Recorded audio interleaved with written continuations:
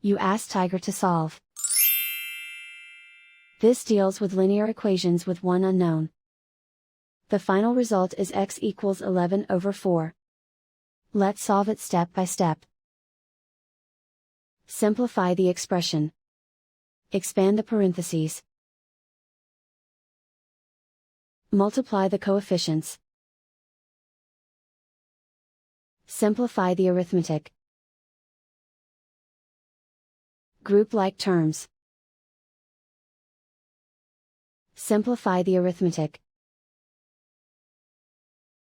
Swap sides.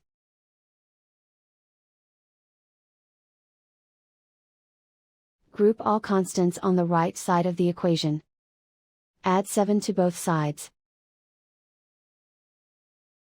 Simplify the arithmetic.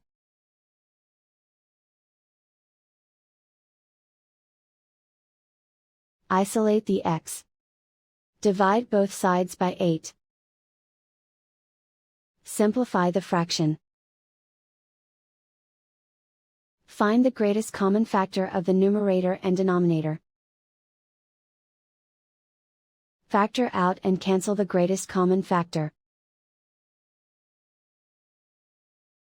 And so the final result is x equals 11/4.